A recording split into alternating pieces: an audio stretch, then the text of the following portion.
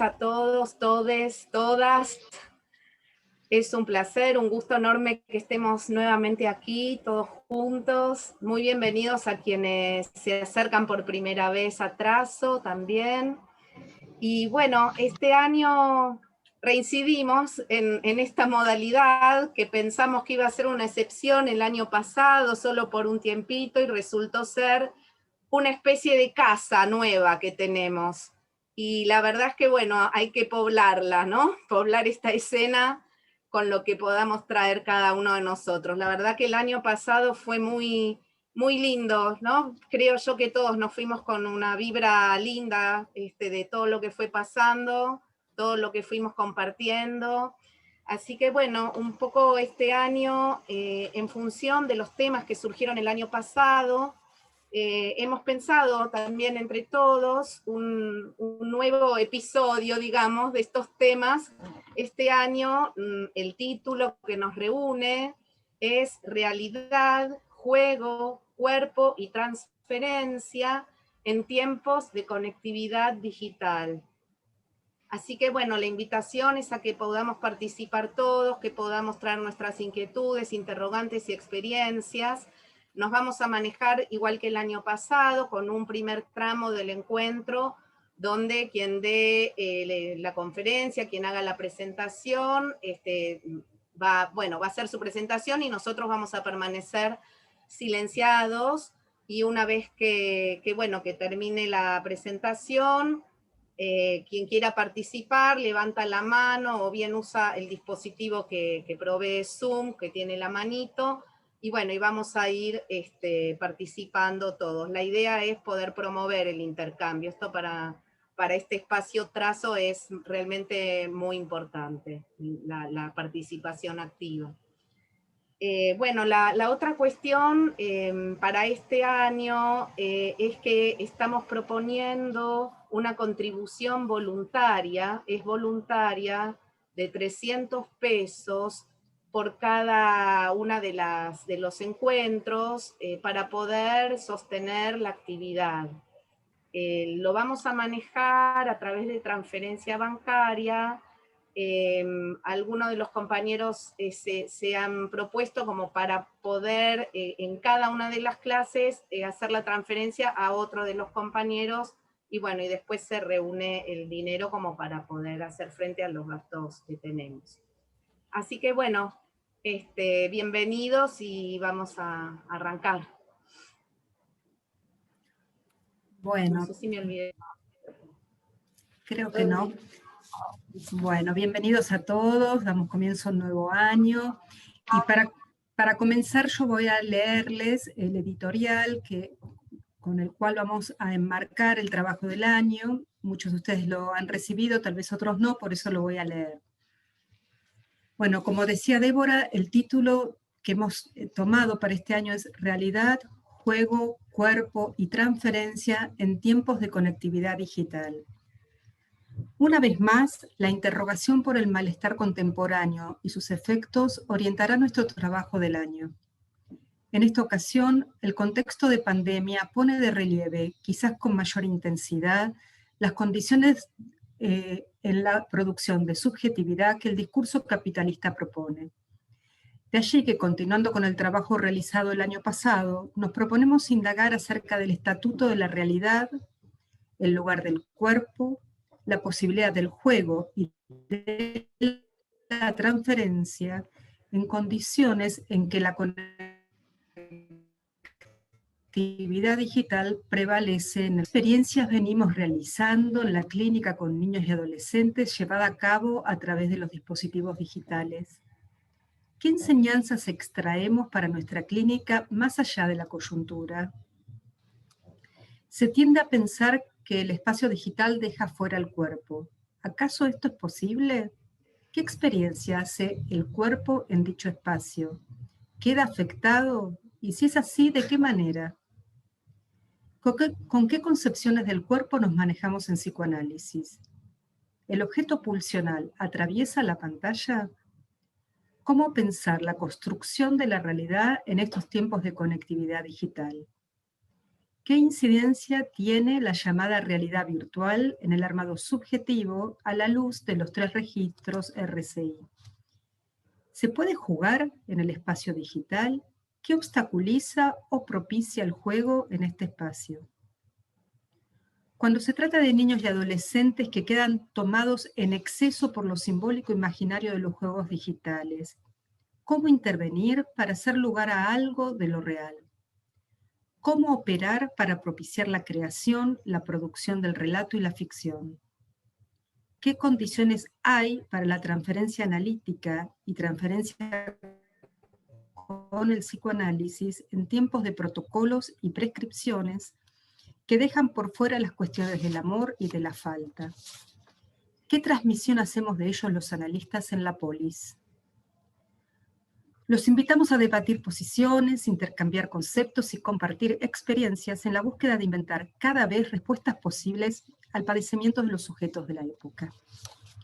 Bueno, para abrir el trabajo de este año, hoy vamos a contar con la presentación de nuestra compañera Silvia Dimant. Silvia es psicoanalista y es una de las coordinadoras de Trazo Cava. Es supervisora y docente en distintos servicios hospitalarios y distintas instituciones. Y hoy nos va a presentar su trabajo, el cual tituló La otra escena en el espacio digital, pensando la clínica con niños y adolescentes. Bueno, como les decía Débora, mientras escuchemos a Silvia vamos a mantener todos los micrófonos cerrados y después, levantando la mano, vamos a ir dando lugar a la participación de todos. Bueno, Silvia, otro año abriendo Trazo, un gusto contar con tu trabajo, y bueno, te escuchamos. Bueno, muchas gracias. Bueno, es interesante que volvamos a estar hoy todos juntos aquí y que se haya ampliado también a otras personas las ganas de seguir trabajando. Entonces, les doy la bienvenida y quería contarles que siempre en Trazo nos venimos ocupando por unir nuestro quehacer a la subjetividad de la época, como decía el editorial, que por cierto va cambiando de presentaciones y representaciones, y entonces nuestro interés se orienta por abordar las diversas formas que va tomando el malestar, que obviamente se hace presente en las consultas que recibimos. En estos casi 12 años de trabajo en Trazo en Cava, porque hay un Trazo que se radicó en Lanús hace 30 años. Entonces, y aquí tenemos compañeras que están también, ¿no es cierto? Bueno, decía que en estos casi 12 años de trabajo en Trazo en Capital, nos hemos ocupado en investigar y cuestionar cómo fue incidiendo el discurso científico a través de las, por ejemplo, de las neurociencias. Y ha producido, bueno, una estandarización de la singularidad del sujeto, para lo cual propuso una clínica protocolizada que pretende anular el malestar, tanto del que consulta como de los que conducen el tratamiento. Entonces desconocen el lugar de la transferencia. Venimos abordando también las consecuencias en el parletre de la proliferación de objetos tecnológicos producidos por la Asociación de las Tecnociencias y el Mercado, que han conformado un, podemos llamar, espacio digital, el cual se ha convertido en un nuevo territorio en el que habitamos, en el que desarrollamos, por supuesto, a esta altura, muchas actividades como estas y tantísimas otras de nuestra vida y de nuestro trabajo, bueno, y como decía Debbie, venimos experimentando y especialmente potenciado con la pandemia COVID-19. Así que bueno, aquí estamos nuevamente después de más de un año largo y duro de trabajo, con muchas experiencias realizadas a través de dispositivos digitales en la atención psicoanalítica con niños y adolescentes, preguntándonos por lo transitado, por lo aprendido, haciendo lugar a los cuestionamientos a los que la práctica nos convoca y nos confronta. Si me disculpan un minuto, voy a cerrar una puerta, porque se debe escuchar, ¿no? Que hay como... Sí, un minutito, voy a cerrar una puerta. Sí, anda, sí. Sí.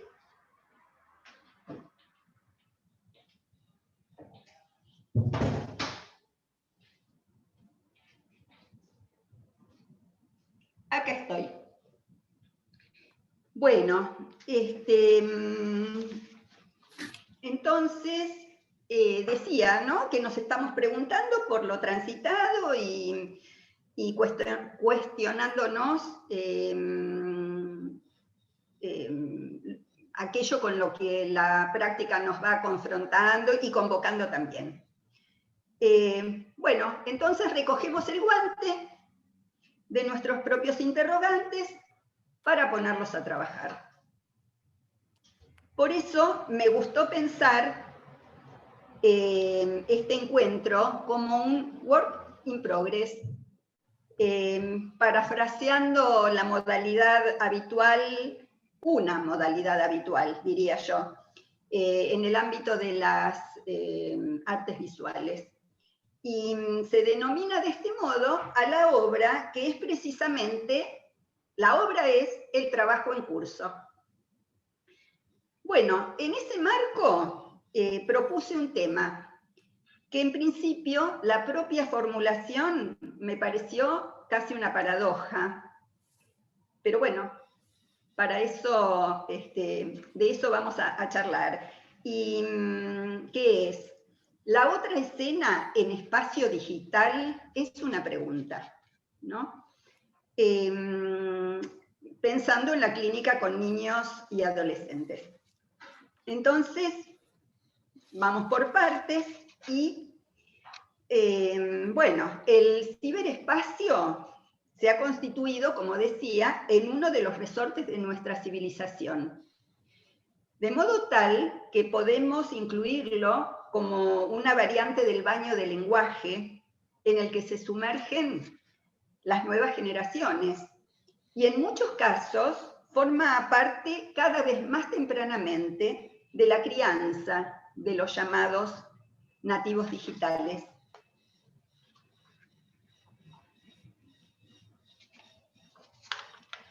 Aquello que se vino instalando como usos y costumbres fue configurando un nuevo régimen discursivo, denominado por muchos autores la digitalización del mundo, que tiñe, forma y transforma a los lazos sociales. Entonces, ¿en qué consiste el sistema digital? Bueno, es aquel que puede generar, procesar, transmitir, almacenar señales representados por un sistema binario que solo admite 0, 1. Digitalizar implica transformar las operaciones de lectura y escritura en una operación de conteo. Para la informática, todo lo que puede contarse en el sentido de la cuenta, no del cuento, puede escribirse. La escritura informática puede simular cualquier realidad, siempre y cuando pueda ser cifrada. Bueno, así nos explica Michel Sauval. A diferencia del sistema analógico, el sistema analógico admite números infinitos. El otro dijimos que era binario, 0, 1. y se maneja con datos variables, el sistema analógico, como los que forman parte de la naturaleza, por ejemplo, la temperatura, la distancia, sonido, imágenes, porque no tiene valores exactos, sino fluctuantes. Entonces, las señales se procesan en tiempo real, la calidad es más fiel a esa realidad, digamos, y no se puede manipular. Cuestión que lo digital, sí, como ya sabemos. Debo confesar que mi interés por estas diferencias, en principio, me fue estimulado por el dilema de una paciente fotógrafa, porque dudaba en elegir con qué máquina fotográfica quería continuar su carrera, si iba a ser una analógica o una digital. Entonces decía ella, con la analógica tenés que tener paciencia, darte tiempo para las tomas, nunca sabés con qué te vas a encontrar cuando revelás, porque es con rollo, tanto si revelaba ella misma o si lo mandaba a revelar. Decía también, tenés que bancar las imperfecciones del grano, porque es una reacción química, ¿sí? Cuando se trata de lo analógico, ¿no? Con la cámara digital, en cambio, no corres ese riesgo. Disparás todas las veces que se te ocurran, corregís, borrás lo que no te gusta. Bueno, con su relato aparecieron no solo dos técnicas distintas, sino dos lógicas, que por supuesto podríamos utilizar a la hora de seguir pensando en realidad, los cambios que están en juego en las modificaciones discursivas que afectan al parletre en esta época. Ella decía, darse tiempo y soportar la falla, en oposición a la premura, a la velocidad por poder borrar lo fallado. Bueno, ¿acaso no es una buena manera de ejemplificar los motivos por los cuales la ingeniería genética, la cibernética, la nanotecnología, en fin, la biotecnología se ocupa de modificar lo real del cuerpo hablante? Porque en la cultura cyborg y el postorganismo, esa dimensión que se denomina transhumano no aceptan los efectos indeseables de la condición humana, tales como, por ejemplo, ser mortales, las limitaciones que impone, por supuesto, El micrófono entonces, tiene que estar las limitaciones que impone el cuerpo y el tiempo, las determinaciones del cuerpo sexuado, etcétera, etcétera, etcétera. Los humanos pueden y deben ser actualizados, decía Kevin Warwick, científico inglés. Las máquinas son superiores. Poseen memoria ilimitada, capacidad de cálculo extraordinaria, posibilidad de comprender más de 3 dimensiones, captar ultrasonidos, comunicarse sin hablar y un montón de cosas más. La inteligencia artificial terminará superando y aniquilando a la humana, dice él. El ser humano solo es superior en comprender bromas o disfrutar de la música. Pero estas son cosas que francamente solo preocupan a los humanos, dice él. Ajá, ¿y si no a quién? ¿Qué dimensión del humano está en juego? ¿De qué subjetividad se trata, entonces? ¿Presagia verdaderas mutaciones en el ser hablante?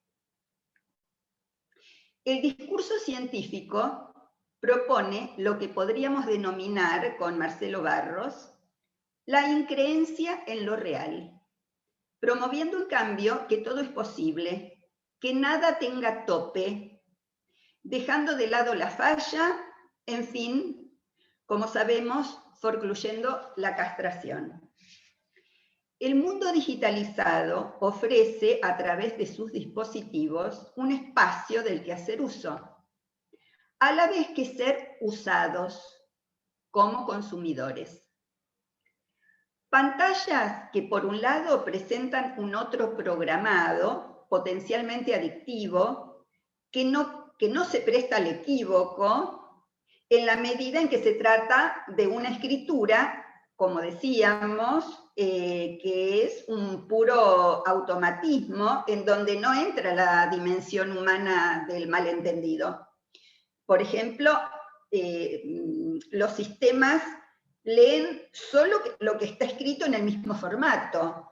Las respuestas son automáticas y programadas. Vieron que muchas veces cuando uno quiere abrir un archivo en otro tipo de dispositivo, o en fin, un PDF no se puede abrir en no sé qué, y así, digamos, si no está en el mismo tipo de escritura, no se puede.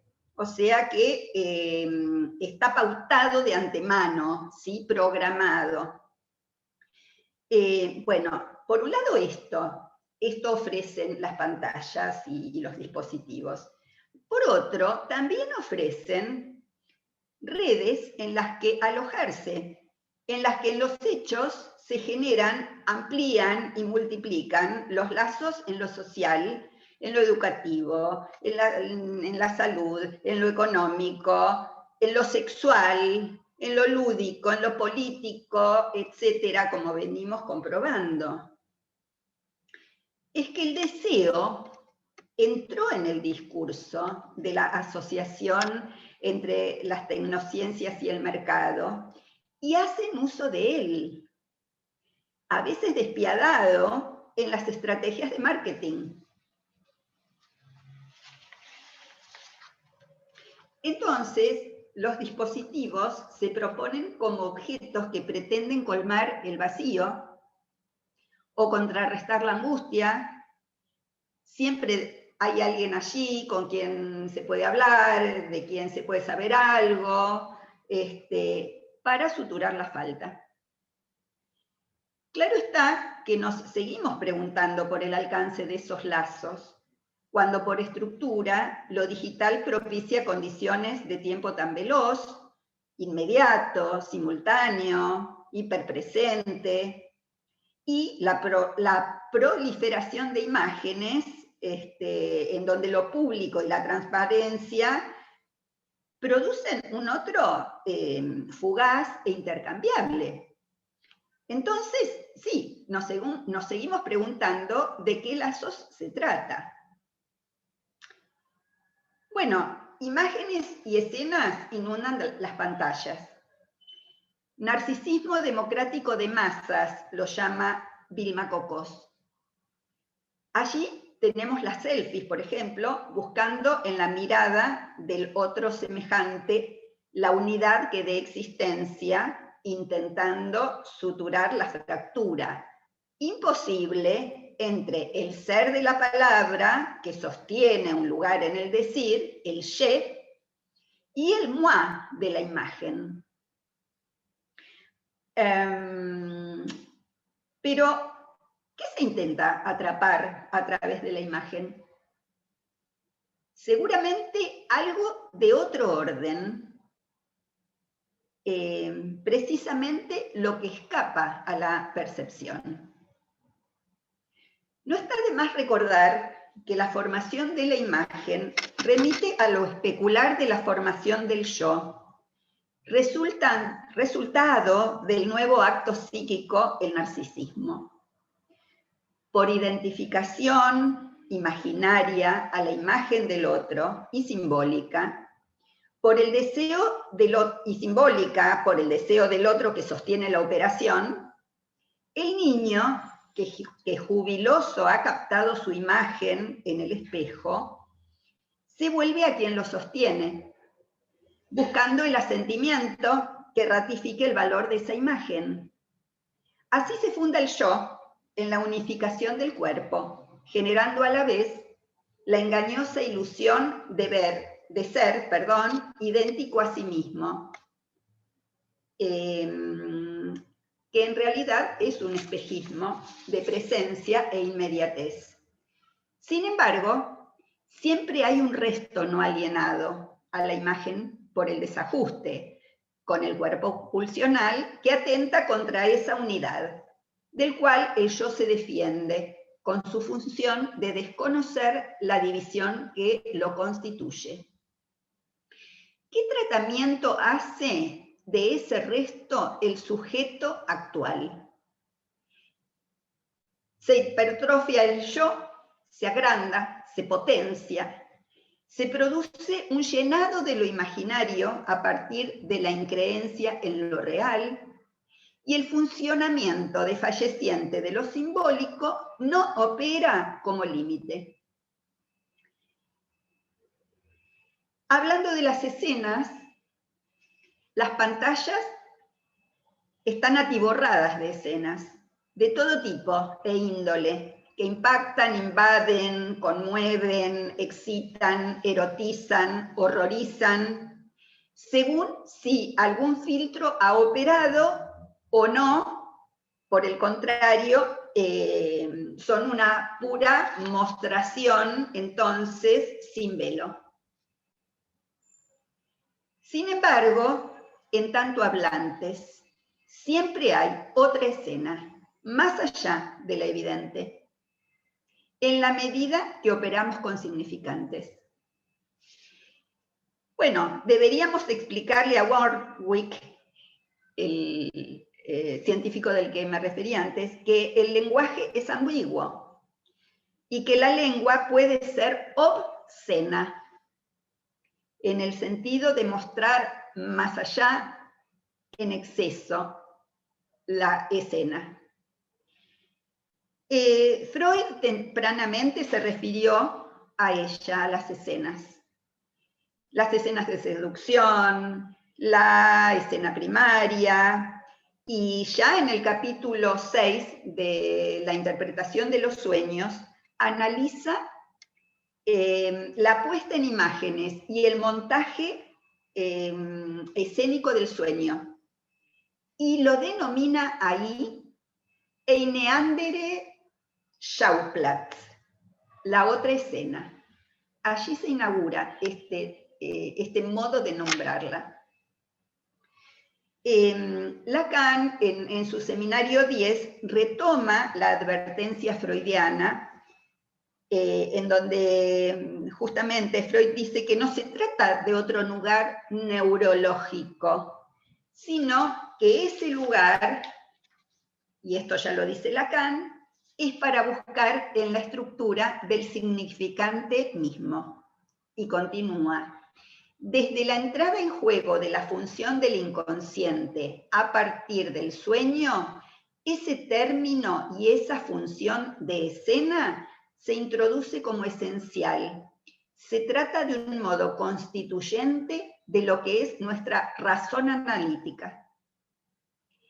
La dimensión de la escena en su división respecto del lugar mundano o no, donde se encuentra el espectador, está ahí para ilustrar, figurar a nuestros ojos la distinción radical entre el mundo y el lugar de las cosas, que acuden a decirse, a ponerse en escena, según las leyes del significante, que no podemos considerar, las leyes del significante, homogéneas a las del mundo. Algo se muestra y alguien es espectador. Ese dar a ver pone de manifiesto la división subjetiva entre lo que se muestra y lo que se mira, y quién lo mira, constituyéndose en espectador. Entonces, Lacan propone 3 tiempos. Hay el mundo, el primero hay el mundo. Segundo, la escena, sobre la cual se monta el mundo, que tiene carácter de puesta en escena. Es la dimensión de la historia, que nunca es equivalente a los hechos, hecha de residuos que pueden ser contradictorios, depósito de restos acumulados incompatibles de distintas escenas, que constituyen una trama discursiva. Y el tercer tiempo es la escena sobre la escena, que aporta un marco fantasmático al objeto de deseo, en tanto el objeto de deseo no es especularizable ni representable y se inscribe como un vacío.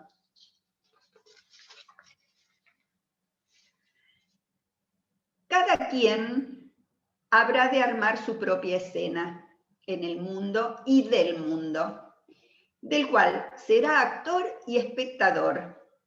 Hablará con y desde los restos que lo constituyeron como sujeto. Bueno, a esta parte del trabajo la denominé jugar la otra escena. Meli, 11 años, asoma sus rulos en la pantalla, solo se le ve eso. Durante varias sesiones habla desde allí. No tiene ganas de salir a la calle, pasa horas mirando la tablet. De a poco se anima a decir que no quiere que la vean así, porque tiene peso de más y no le gusta que la vean gorda como cuando iba al colegio. Ahí que hay flaquitas. Empieza a mandarme videos en los que se filmó con una amiga, gastando, así dice, a otros, y después otros videos en las que ella sola oficia de presentadora. Allí ya aparece ella sola, ¿sí? Ella sola hablando, presentando distintas escenas. En otras oportunidades, luego, empieza a mandar captura de pantallas de ella haciendo muecas que deforman su cara. No, antes de eso pasa otra cosa. Empieza a mandar fotos de ella con su familia, en las que se observa, ella me muestra la foto y me dice, miradme la cara ahí, mírame la cara ahí. ¿Qué pasa? Le digo yo. ¿Y no ves? Siempre una cara rara, una cara, o es que estaba muy seria, o que algo le impactaba de su propia cara en las fotos. Entonces, después empieza a mandar captura de pantallas de ella misma, de su cara, en donde empieza a hacer muecas y empieza a jugar con la cara, ¿no? Entonces las manda con la cara, con todo tipo de gestos. Bueno, entonces yo digo, Meli, se puede empezar a reír cuando se mira. Marcos tiene 10 años. Se incomoda porque la compu que comparte no tiene un lugar privado. Un día, a él que no le gusta nada escribir, me empieza a mandar mensajes por el chat de Zoom para que el papá no escuche lo que tiene para decir de su mamá. Otro día, pasando un tiempo, aparece la pantalla toda gris oscura, ¿no? Y en el extremo superior izquierdo hay como una mancha, una especie de mancha amarillenta, se le había quemado la cámara, y escucho solo su voz. Me dice que estaba mejor en relación a que había tenido una pesadilla que tuvo en casa de su mamá y se despertó con muchos chuchos de frío. La mamá le había preguntado qué le pasaba, él dijo que estaba muy asustado por su pesadilla. Ella parece que lo tranquiliza un poco. Y la pesadilla era que le cortaban la cabeza en uno, dice él, de esos instrumentos antiguos de tortura. ¿Viste esos cuadrados que vos metés la cabeza? Ah, la guillotina. Le cortaban la cabeza y salía rodando la cabeza. A renglón siguiente, asociando entonces, me pregunta si quiero ver algo turbio. Yo digo, ¿qué es turbio? ¿Querés ver algo turbio? Entonces le digo, bueno, a ver. Pero eso sí, si yo no buchoneo, si no le digo a los padres. Bueno, le digo, como siempre. Entonces me manda por el celu el link para ver un anime. Yo lo empiezo a mirar y la verdad que me impactó y no lo pude terminar de ver, pero lo que sí me di cuenta, porque era, nada, tenía como algo de lo siniestro en un punto y algo absolutamente vinculado a lo sexual, ambas cosas. De un modo muy, muy impactante. Solo vi un poquito. Entonces me dice, bueno, yo le pregunto acerca de eso, y me dice, es turbio, ¿no ves que es turbio? Con lo cual, a partir de ahí se arma toda una cuestión de qué quiere decir lo turbio, pero lo que pensé es que a Marco le rueda la cabeza de solo mirarlo. Bueno, Agus tiene 9 años. No puede dejar de jugar al Fortnite, juega con sus amigos casi todo el día, y empieza en una serie de sesiones a pedirme que quiere que lo mire mientras juega. Bueno, entonces él se pone de una manera jugando y yo estoy en el Zoom mirando cómo él juega. Entra el juego y su personaje se mueve vertiginosamente.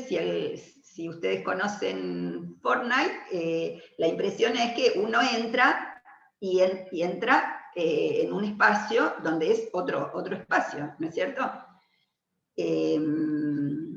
Al modo de, no sé, los juegos en Disney, cuando uno se pone los anteojos tridimensionales, bueno, lo mismo en algún punto pasa entrando en Fortnite, ¿no? Como en otros juegos, pero bueno, este en particular. Bueno, entonces, entra al juego, entra el personaje, que es él, cada uno tiene un personaje, y salta, y vuela, y huye, y mata, y cuando todo esto sucede, y zafa, como él dice, festeja, y alienta, y soy un capo, hasta que se estrella, y queda fuera de juego. Entonces empieza a gritar y a protestar y a insultar y también muchas veces a llorar. Entonces vuelve a intentar y así y así. Entonces empiezo a pedir que me explique de qué se trata el juego y de a poco lo va haciendo. En otros momentos le digo que me aburro de ver siempre lo mismo, que le invente algún cuento a los skins, que son los personajes. Por supuesto, primero se niega, digo por supuesto porque en esos momentos está como muy atraído por el juego, ¿no? Pero después, a medida que va pasando algunas sesiones, a regañadientes, cada uno, él y yo, elegimos un personaje y armamos una aventura, que a veces sale mejor y a veces peor. Un día me habla de parkour, como si yo lo conociera, y entonces le pido que me lo presente. Es también un personaje de uno de los juegos, otro. Consiste en que tiene que sortear obstáculos en lugares naturales, digamos, ¿no? Hay lagos, montañas, rocas, etc.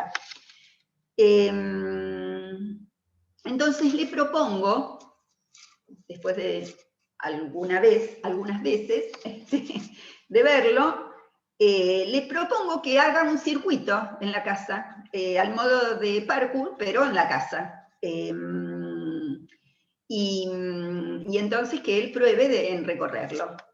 Y bueno, efectivamente prepara con sillas, sillones, banquitos, almohadones, mesita, distintas cosas, con el beneplácito de los padres que se la bancaron en el living de la casa. Bueno, entonces empieza a saltar, correr, va, viene, camina, se entusiasma, se ríe, digamos, ya no es espectador, es actor. Y entonces, a diferencia de cuando muchas veces está con el ceño fruncido, enojado, molesto, enojado con todos, especialmente con su papá, con quien siempre está rivalizando. Bueno, otra viñeta más, la última. Ariel tiene 12 años y siempre tenía dificultades de sonido en la compu. Casi no se lo oía, como cuando antes en el cole estaba con sus pares, que siempre hablaban muy bajito y no se lo escuchaba. Le encantan los animales y cada sesión me mostraba fotos y videos de perros y gatos de distintas razas.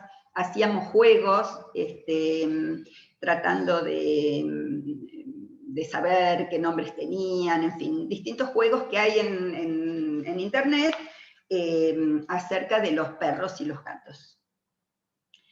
Eso sí, siempre se lo oía poquito y había dificultades de sonido, pero él siempre sentadito, correctamente, pidiendo disculpas si había algún problema técnico, en fin, siempre así.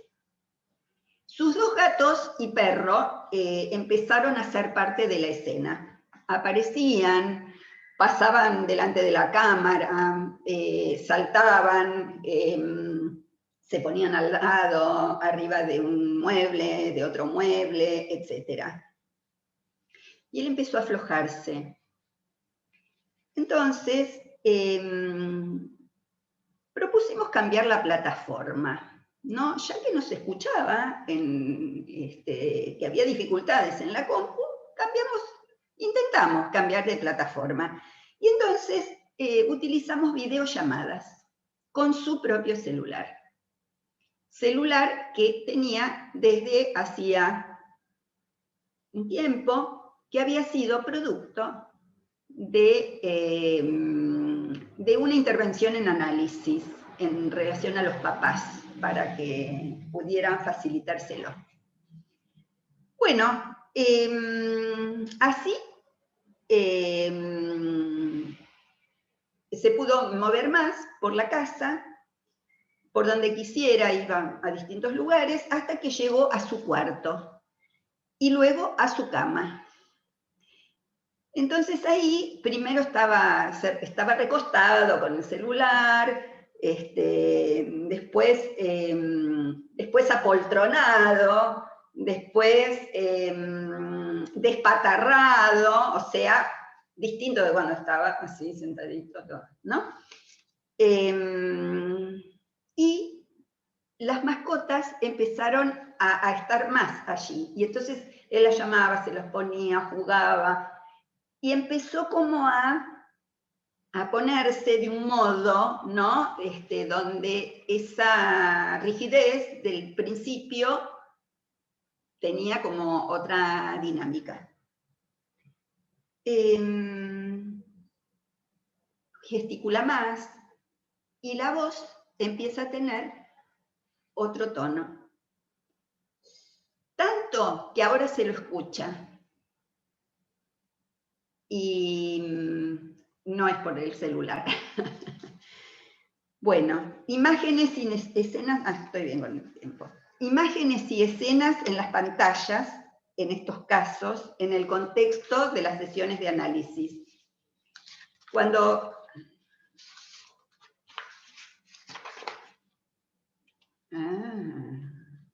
esperen que se me... cuando podemos utilizar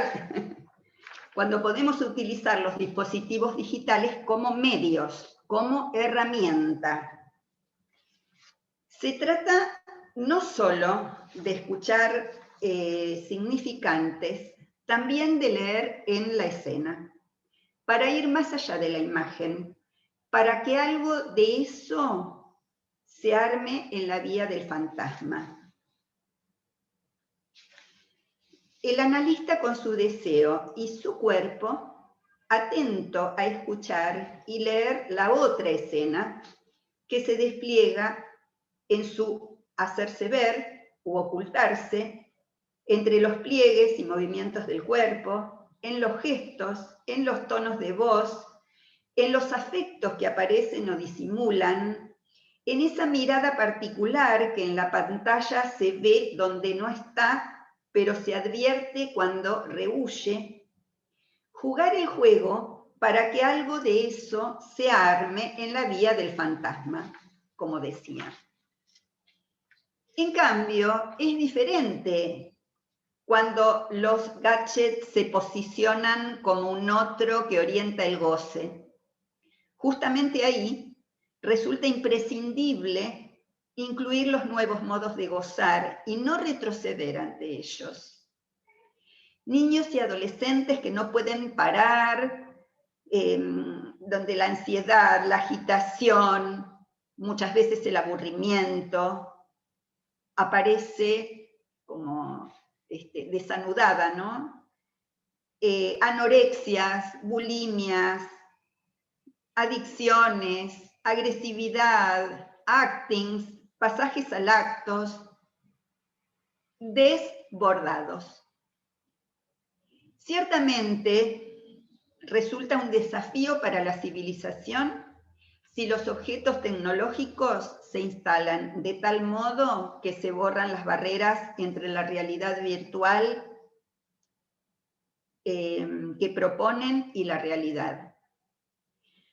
Porque a diferencia de la pérdida de realidad en la neurosis, que consiste en sustituir la realidad indeseada por la fantasía, siendo el principio de realidad quien mantiene los dos dominios separados, en la virtualidad, el mundo digitalizado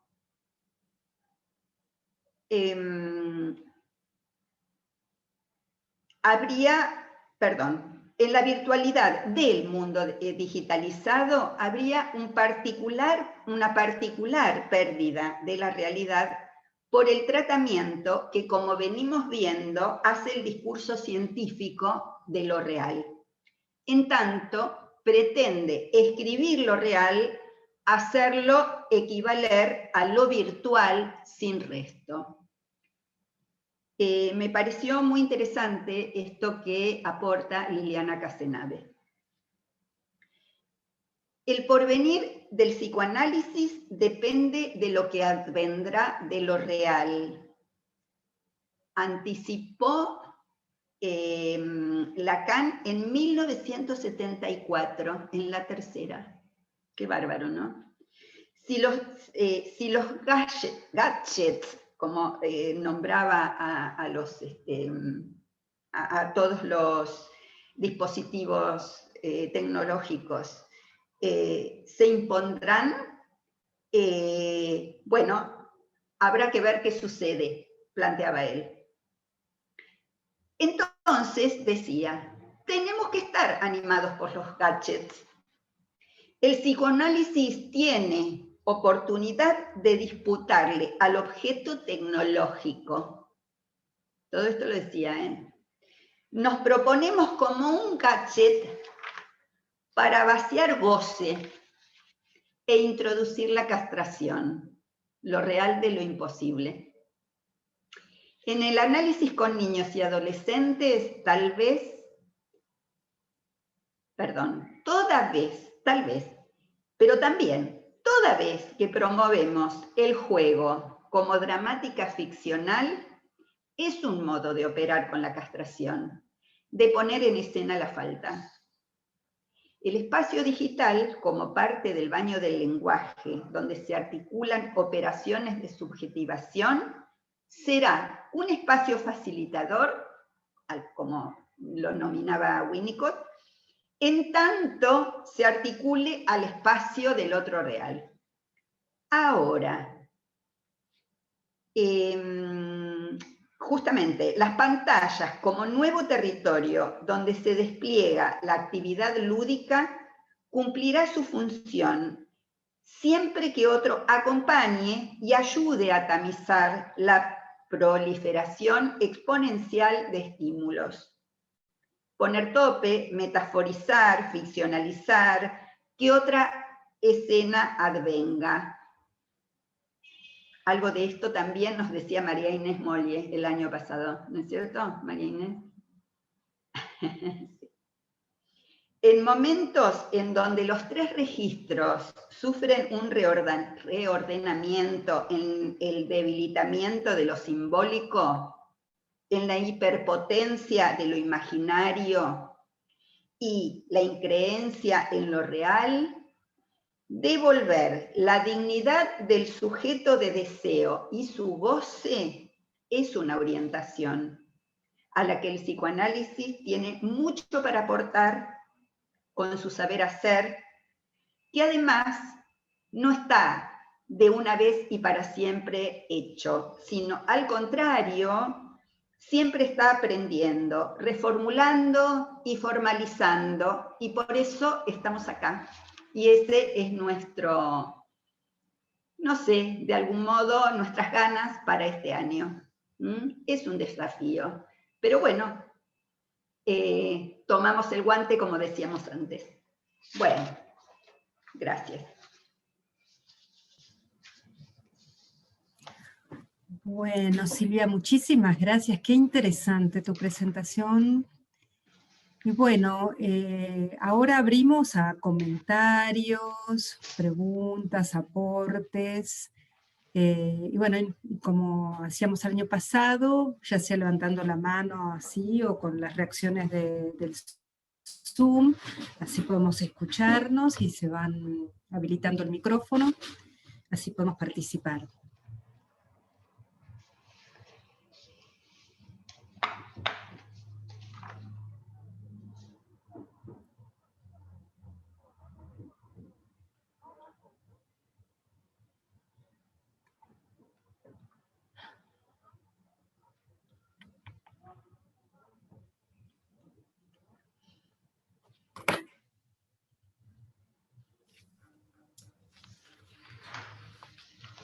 Perdón mi ignorancia, pero Silvia, ¿qué es gadget?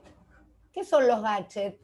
Son justamente son todos los artefactos tecnológicos, así los denominó Lacan, porque él planteaba que podían ser como una continuación de uno, ¿no es cierto? Y no se equivocó, porque fíjense que esto fue en el 70, en este caso en el 74, Entonces, que de ninguna manera tenía la dimensión que tiene hoy, ¿no es cierto? De ninguna manera, y sin embargo, él lo planteaba así.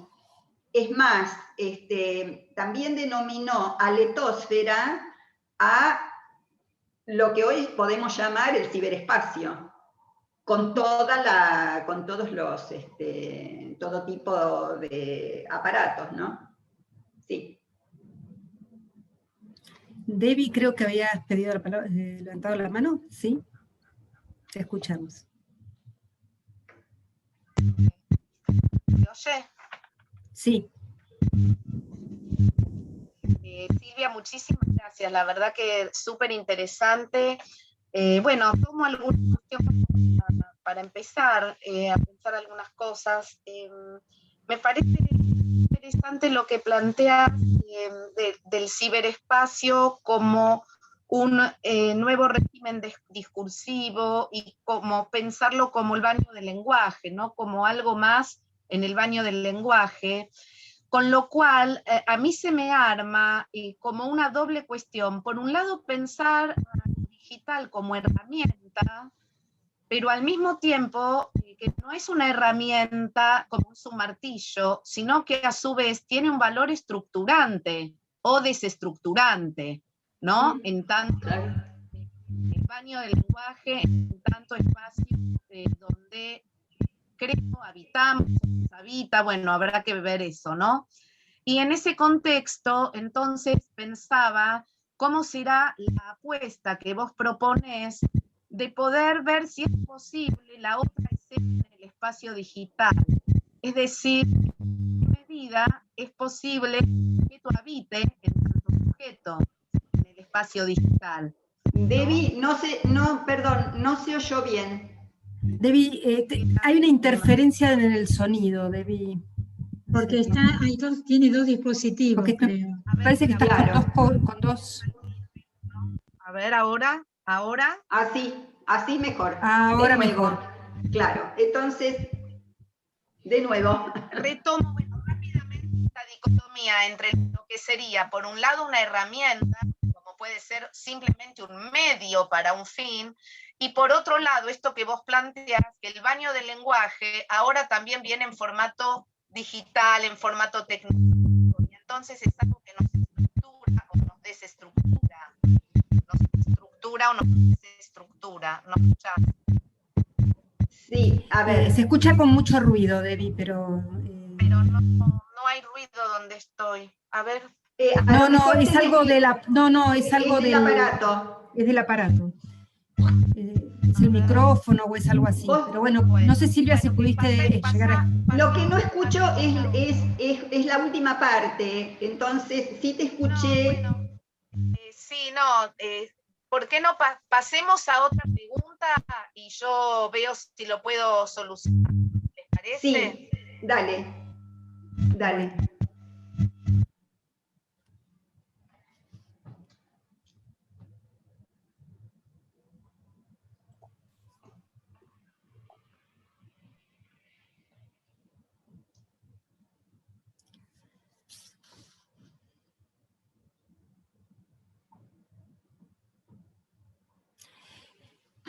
Yo pensando en las viñetas, en alguna de las viñetas que propusiste, que trajiste, que compartiste, Silvia, me quedo pensando en este baño del lenguaje y la función del otro, ¿no? Siempre fundamental, ¿no?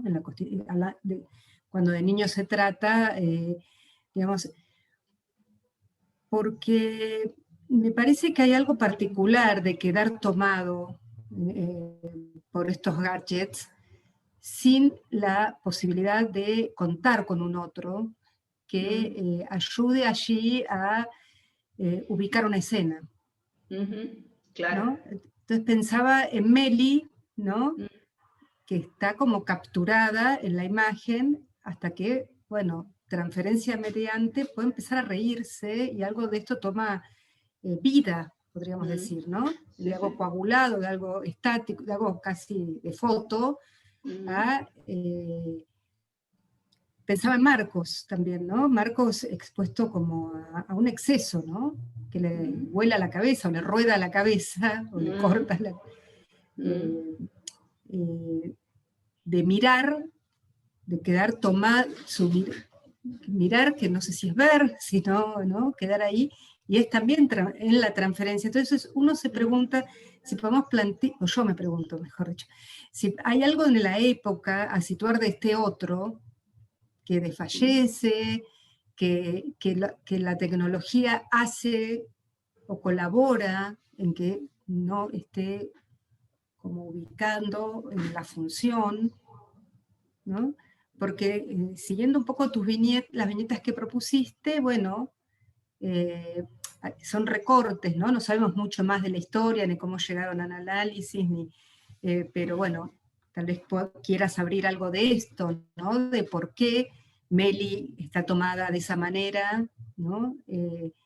Al modo de la foto, ¿no? Y es en el trabajo analítico que eso cobra vida y entra en el movimiento y puede reírse, ¿no? Ujú, ujú. Sí. A ver, por un lado me parece que efectivamente es muy importante poder pensar en el lugar del otro en relación a los niños y adolescentes. Y en ese sentido, efectivamente, por eso yo planteaba que una cosa es cuando hay un otro que tamiza o ayuda a tamizar, y distinto de cuando el otro es sustituido por el aparato. Ujú. Porque en esa sustitución, el niño o el adolescente queda a merced de Ujú. un otro que no funciona como un ideal del yo, funciona como aquello que alienta a gozar, gozar, gozar, y nada más. Entonces, por eso me parece muy pertinente esto que recién estabas diciendo, María Inés, este señalamiento, porque creo que tiene que ver con precisamente con el desfallecimiento de ese lugar, y ahí es donde yo decía, el psicoanálisis tiene tanto para decir en relación a los padres, a los niños, ahora que está tan de moda todas las, no sé, se llaman personas que vienen a ayudar en las expertas en crianza. Es eso, ¿no? Cuando hay algo que tiene que ver justamente con poder cuestionarse y cuestionar el lugar que cada niño tiene en su familia, de la familia del orden que sea, digamos, con sus otros, porque bueno, también sabemos que ha cambiado enormemente la diversidad de las familias, pero que hay algo que sí sigue funcionando, que es, bueno, cómo un niño o un adolescente encuentra un deseo particularizado, en no importa quién, pero en alguien. No importa quién, digo, puede ser mamá, papá, en fin, familias homoparentales, uniparentales, con todas las variaciones que tenemos. Pero hay algo de ese deseo particularizado que tiene que estar. Y ese es el lugar en relación a bueno, no dejarse sustituir por un aparato. Nosotros hemos visto todo el tiempo, recibimos consultas o vemos en la calle niñitos muy pequeños ya con los aparatos que pueden hacer así con el dedito, fenómeno, y resulta que no pueden, a lo mejor no hablan todavía, o cuando llega el momento en que deberían poder hablar, no lo pueden hacer.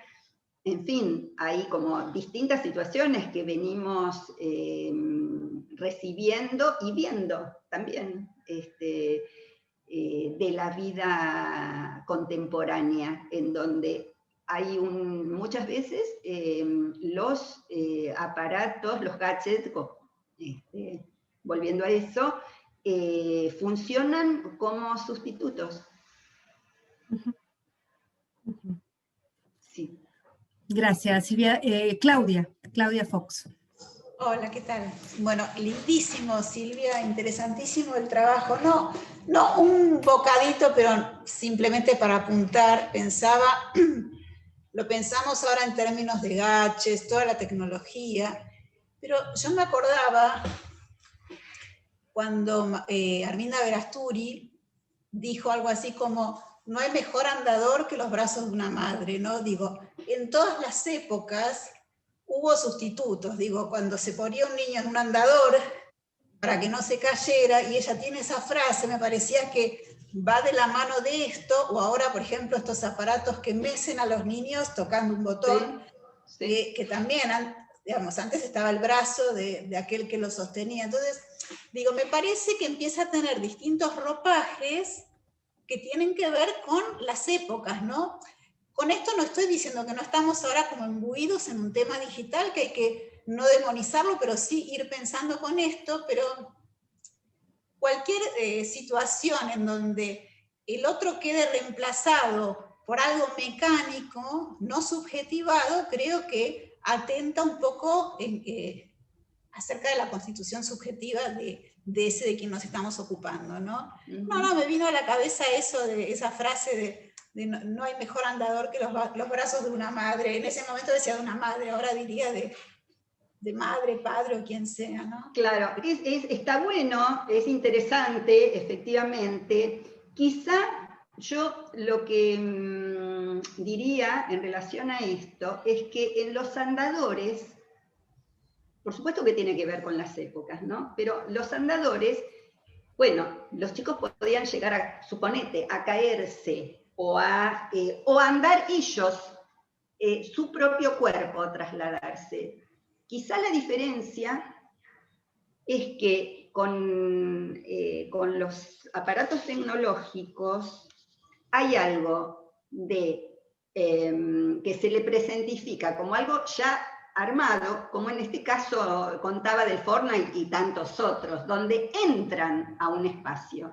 Entran y son supuestamente partes del espacio, pero en realidad son espectadores. El cuerpo no se les mueve.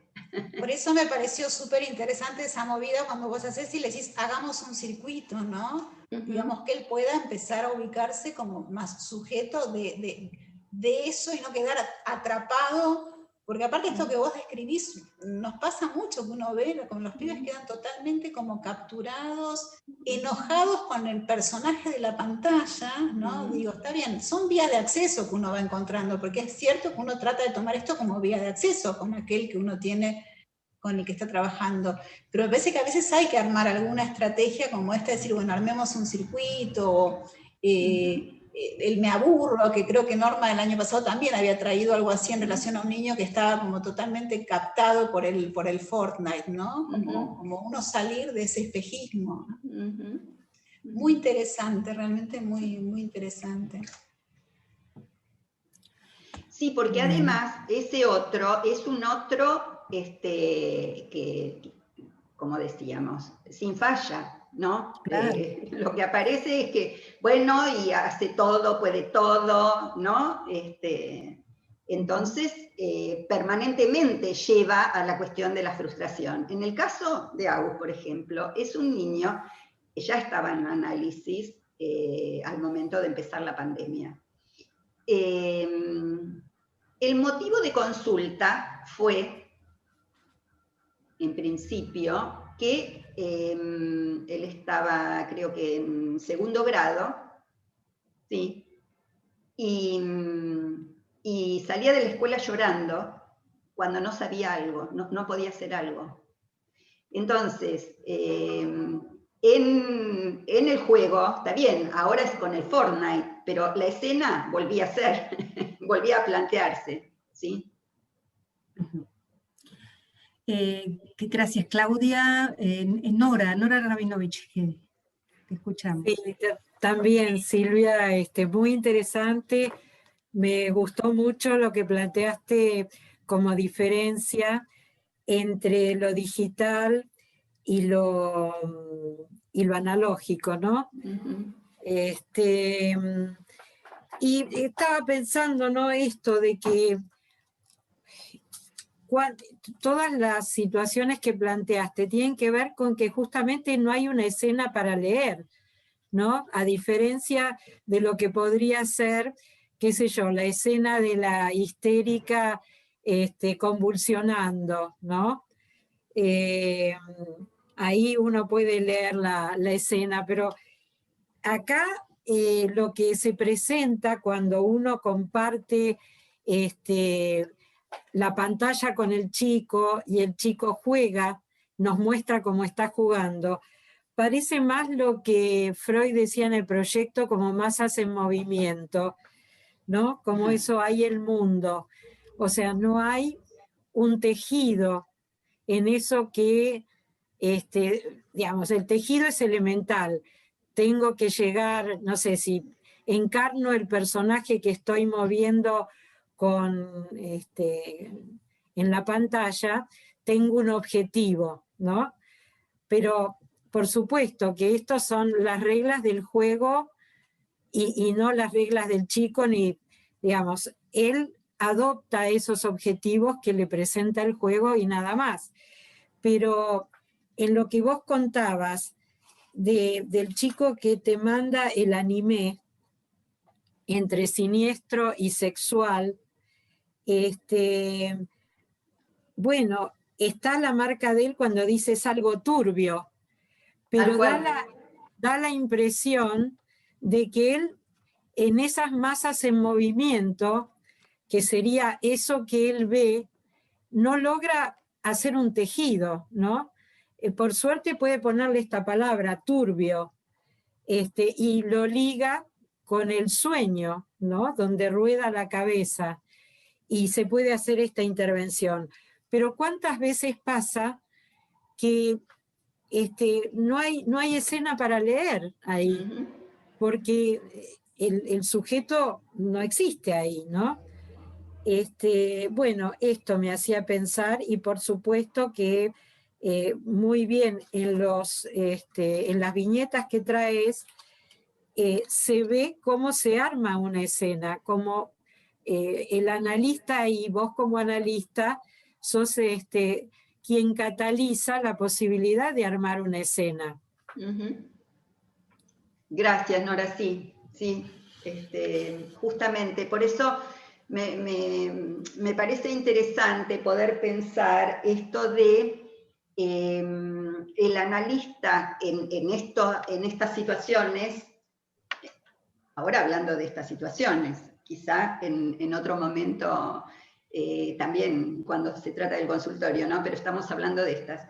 El analista como, justamente vos dijiste catalizador, bueno, como aquel que puede leer la escena, ¿no? Sí, yo creo que ayuda a armar una escena, donde el sujeto está involucrado, porque como vos decías también, ¿no? En el juego que se presenta ahí, él se involucra con las reglas que ya le presenta el juego, pero no hay nada de él ahí, ¿no? Y eso se arma cuando el analista ayuda a que se arme. Es lo que me parece, ¿no?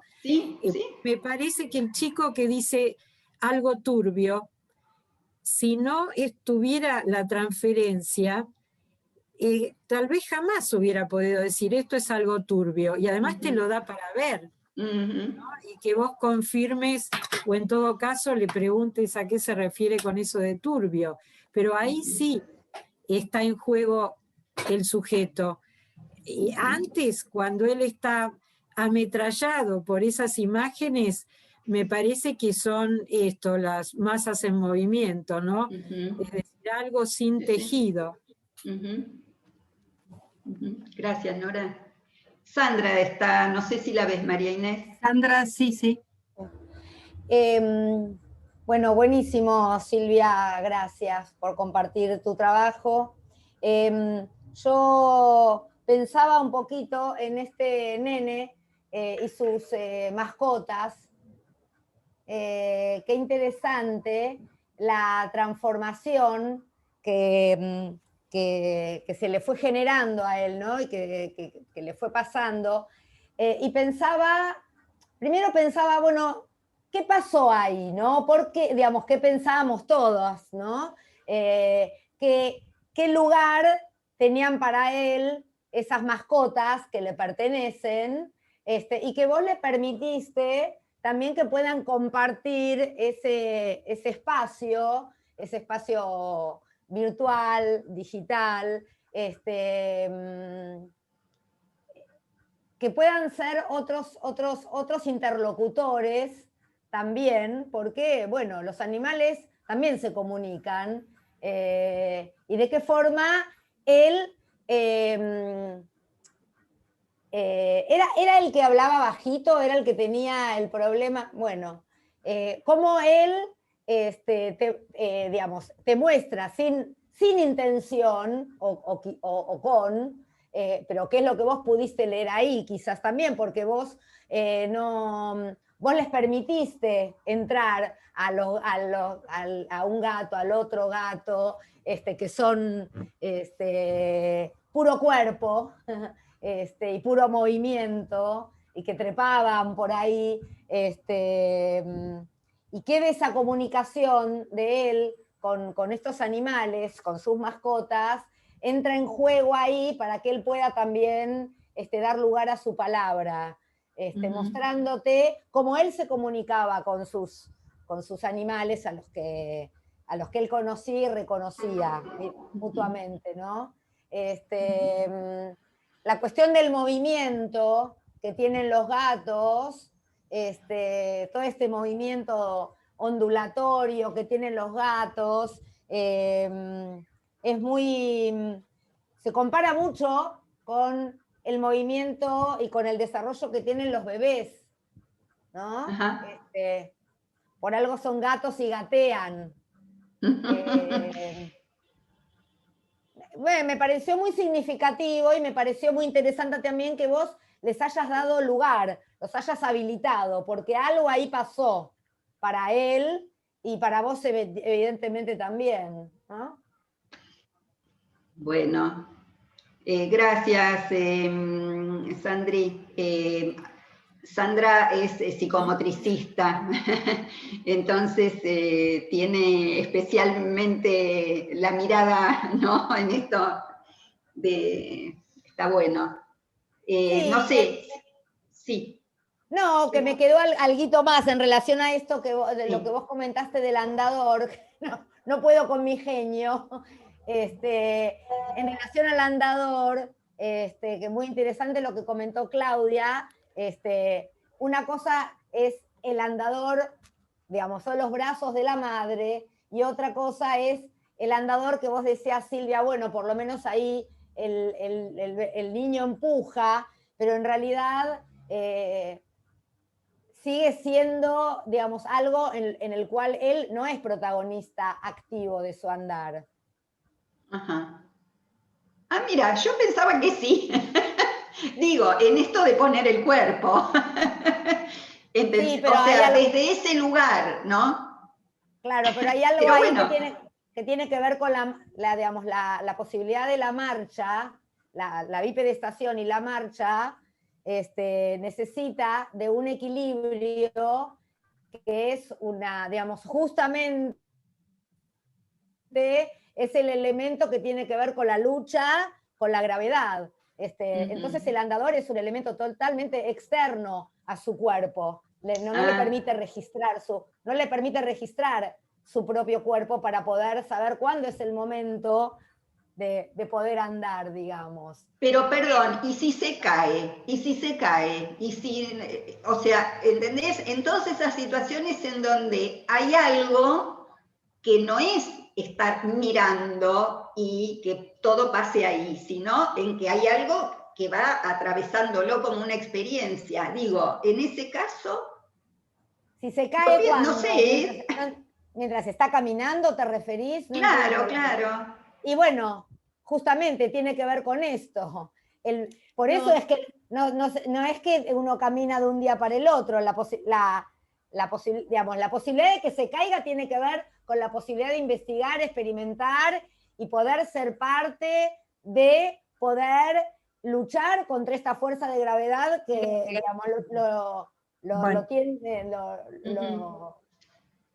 a Está hacer bien. suelo, ¿no? A ver, María, Memé. Una moción de estaba orden. Una pequeña moción de orden, si me permiten, porque veo que hay gente que se está retirando. Bueno, Bruno, yo te pediría que pongas en el chat ahora los datos de la cuenta. Si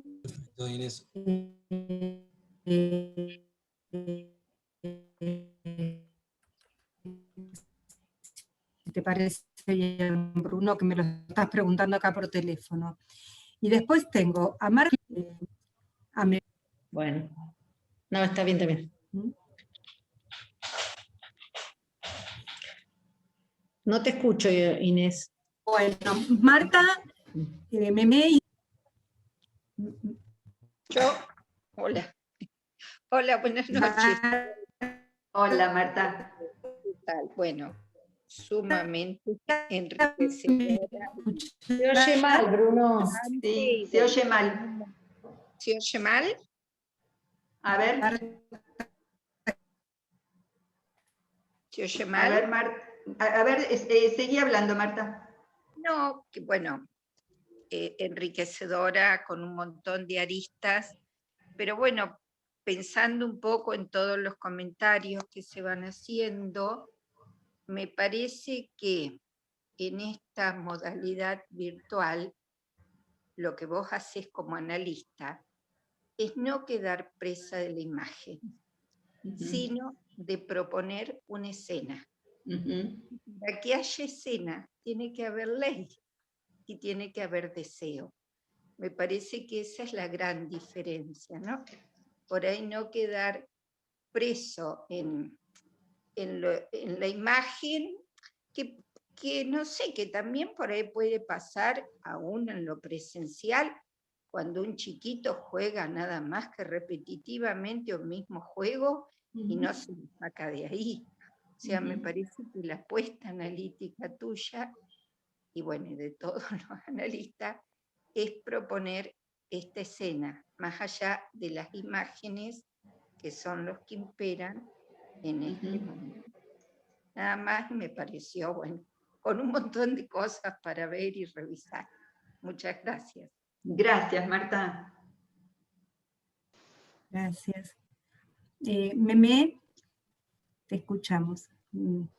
Yo tenía un comentario en relación a esto del andador, que yo también me quedé pensando. Hay algo interesante que el chico cuando usa el andador le produce un efecto que no es algo que él pueda regular, porque después le toma la mano, pero en realidad no es un efecto que las rueditas tienen un envión, digamos, que si bien él lo provoca, no es algo que él pueda, que tenga que ver con él particularmente, ¿sí? con una regulación de modular lo de afuera y lo de adentro, lo del orden de lo real y lo del orden. A mí me parecía interesante esto en cuanto a lo que vos estabas marcando de los videojuegos también, ¿no? Ajá. ¿Se entiende? Ajá. Bueno, sí. Mira esto.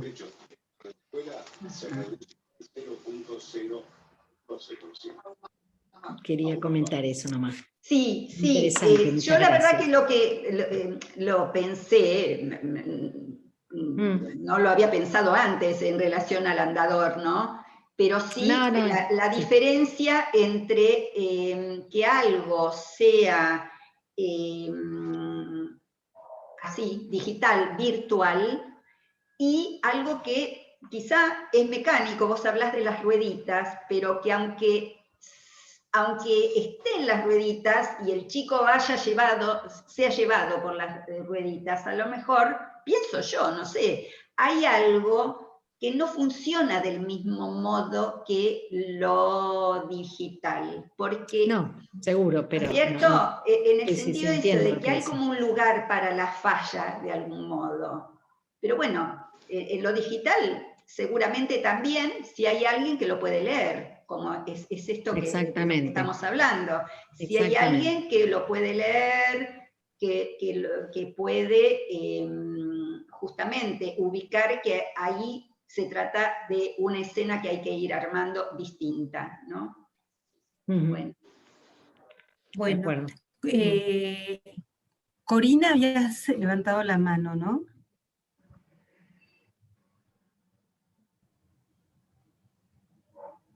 Sí.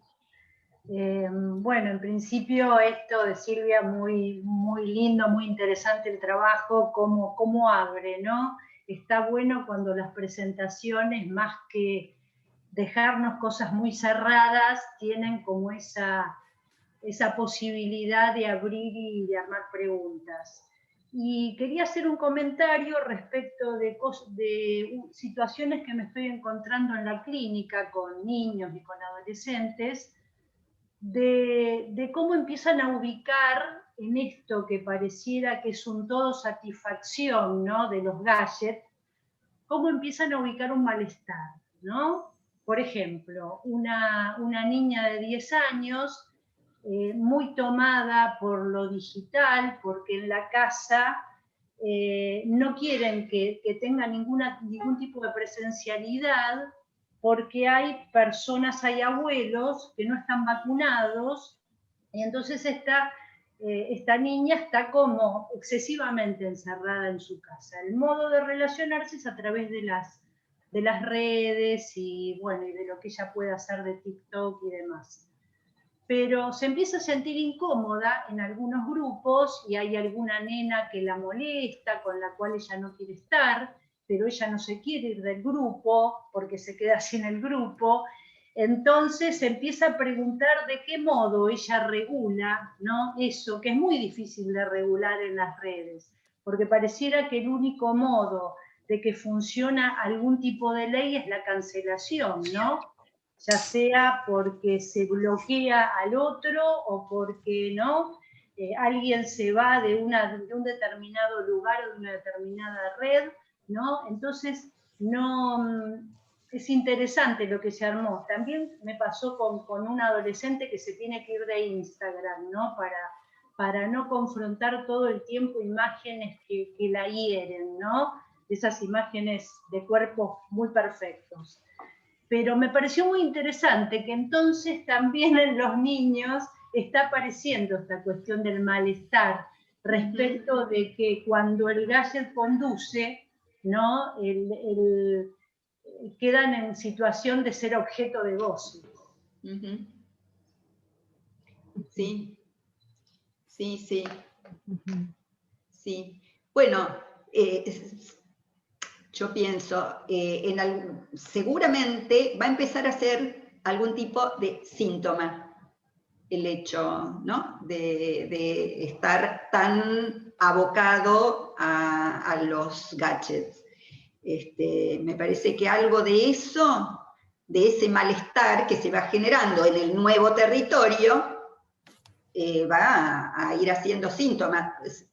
En algunos será al modo del síntoma de poder decir acerca de eso. En otros habrá que ver con los malestares, con aquello sin escena, ¿no?, como sucede. Sin escena puesto en el cuerpo, por ejemplo, o de situaciones de angustia desbordantes, o de situaciones, no sé, de pánico, en fin. Que justamente son situaciones donde no hay escena. Y ahí sí es cuando el analista también,